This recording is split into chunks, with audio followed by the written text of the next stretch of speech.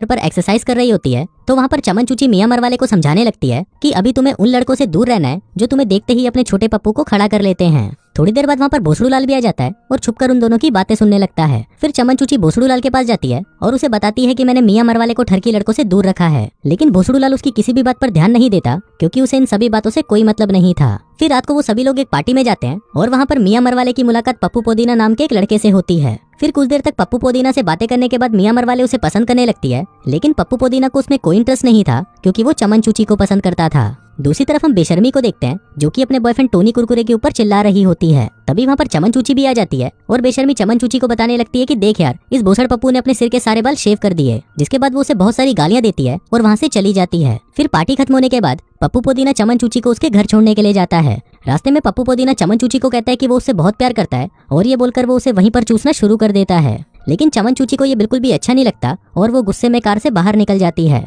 अब क्योंकि पप्पू पोदीना का भी चूतिया कट चुका था इसलिए वो चमन चूची को वहीं पर अकेला छोड़ देता है और वहाँ से चला जाता है। फिर चमन चूची अकेले ही घर जाने लगती है, लेकिन तभी वहाँ पर लुल्ली लाल नाम का एक चोर आ जाता है और चमन चूची को अपनी बंदूक दिखाकर, मतलब असली वाली बंदूक दिखाकर, उससे उसका पर्स और मोबाइल फोन ले लेता है। अब चमन चूची के पास और कोई ऑप्शन नहीं था, इसलिए वो अपने सोतेले भाई भोसड़ू लाल को फोन करती है और उसे उसकी हेल्प करने के लिए बोलती है। उधर भोसड़ू लाल भी अपनी फ्रेंड के साथ बैठकर उसको घोड़ी बनाने के लिए तैयार हो रहा था, लेकिन चमन चूची का फोन आते ही वो भागकर उसके पास चला जाता है। अगले दिन चमन चूची मियां मरवाले को पप्पू पोदीना के बारे में बताती है और उसकी ये बात सुनकर मियां मरवाले का दिल टूट जाता है। लेकिन तभी चमन चूची उसे कहती है कि तुम चिंता मत करो, मैं जल्दी ही तुम्हारे लिए पप्पू पोदीना से भी एक अच्छा लड़का ढूंढ कर रहूंगी। अगले दिन चमन चूची स्कूल में ईबू हटेला नाम के एक लड़के को देखती है और वो इतना स्मार्ट था कि उसको देखते ही चमन चूची की गुलाबी बिल्ली गीली हो जाती है। फिर वो सोचने लगती है कि वो किसी भी तरह से ईबू हटेला से अपनी गुलाबी पिंकी पिटवा कर ही रहेगी। फिर चमन चूची ईबू हटेला को हिंट देना शुरू कर देती है। वहीं ईबू हटेला भी चमन चूची के इशारे समझ जाता है और वो उसे शाम को अपने साथ एक पार्टी में चलने के लिए इनवाइट करता है। शाम को चमन चूची पार्टी में जाने के लिए तैयार हो रही होती है। फिर जब वो तैयार होकर जैसे ही नीचे आती है तो उसको देखते ही भोसड़ू लाल का छोटा चेतन खड़ा हो जाता है और वो चमन चूची की गुफा में जाने के लिए तड़पना शुरू कर देता है।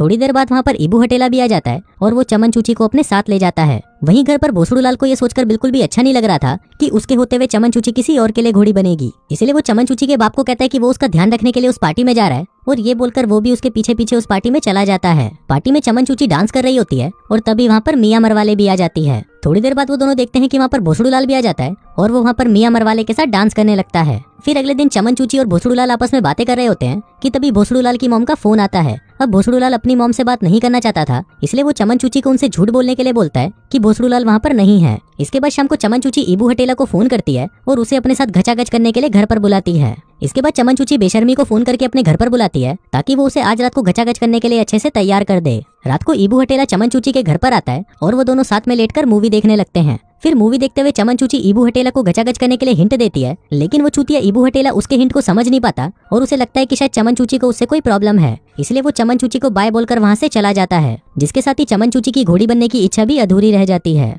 फिर अगले दिन चमन चूची कल रात की सारी बातें अपने दोस्तों को बताती है, जिसको सुनकर टोनी कुरकुरे उस पर हंसने लगता है और उनको कहता है कि तुम चूतियों को तो ये भी नहीं पता कि ईबू हटेला तो गे है। अब ये सभी बातें करते वक्त बेशर्मी के कार का बैलेंस बिगड़ जाता है और वो भाई के जैसे कार को फुटपाथ पर चलाने लगती है। फिर जैसे तैसे करके वो बहुत ही मुश्किल से कार को साइड में लगाती है, जिसके बाद बेशर्मी और टोनी कुरकुरे एक दूसरे को चूसना शुरू कर देते हैं। वहीं पीछे बैठी चमन चूची में ये सब देखकर फिर से ठरक जागना शुरू हो जाती है और वो सोचती है कि अब तो वो किसी से भी अपनी पिंकी पिटवा कर ही रहेगी। अब ईबू हटेला के बारे में सब कुछ पता होने के बाद भी चमन चूची उसे अपना बेस्ट फ्रेंड बना लेती है और उसके साथ शॉपिंग पर भी जाती है। तभी वो देखते हैं कि मॉल में कुछ लड़के मिलकर मियां मरवाले को परेशान कर रहे होते हैं, जिस पर ईबू हटेला भागकर उसके पास जाता है और उसे बचा लेता है। फिर अगले दिन मियां मरवाले ये बात पूरे स्कूल को बता देती है और वहाँ पर चमन चूची उसको देखकर सोच रही होती है कि ये भेड़ की घोड़ी तो पूरी तरह पागल हो चुकी है। फिर शाम को मियां मरवाले चमन चूची के घर पर आती है और उसे बताती है कि मुझे भोसड़ू लाल से प्यार हो गया है और अब तुम्हें मेरी भोसड़ू लाल को पटाने में हेल्प करनी होगी। इस पर चमन चूची उसे कहती है कि भोसड़ू लाल एक अच्छा लड़का नहीं है और उन दोनों का साथ में कोई मैच भी नहीं है। अभी सुनकर मियां मरवाले को लगता है कि शायद चमन चूची उससे जलने लगी है, क्योंकि अब वो स्कूल में चमन चूची से ज्यादा पॉपुलर हो चुकी है। इसलिए मियां मरवाले चमन चूची पर बहुत गुस्सा करती है